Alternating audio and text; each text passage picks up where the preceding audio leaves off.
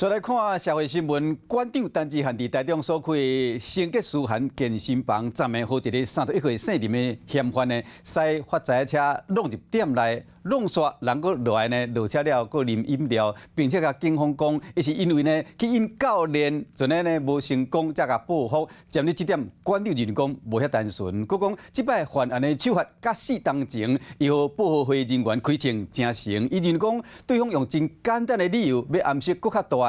犯案的动机。31岁姓林嫌犯驶两小小大货车，甲馆长陈志涵伫咧台中北屯健身房大门冲动，规省玻璃门当场轰弄破。当时真侪健身会员都也个伫咧运动，加在不人受伤。没有必要这样子了，有什么事情就好好讲。对，还是可能那个人有问题。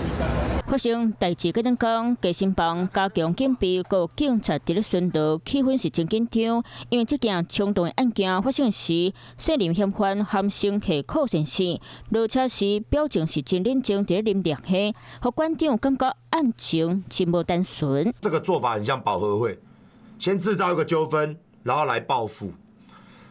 我们的教练看这个人呢，说有看过这个人。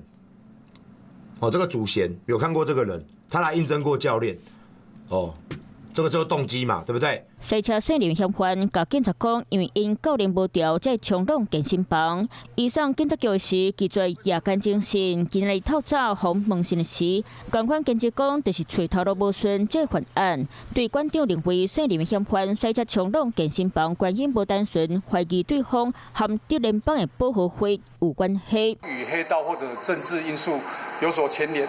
目前本分局要特别澄清，这均是不实的内容。警察侦讯以恐吓毁损罪甲姓林嫌犯移送侦办。馆长对嫌犯的口供是真怀疑，所以嘛对姓林嫌犯提告杀人未遂。Hello， 我是庄慧琪。想要抢先掌握最及时的新闻资讯吗？赶快订阅、按赞、开启小铃铛，锁定华视新闻 YouTube 频道。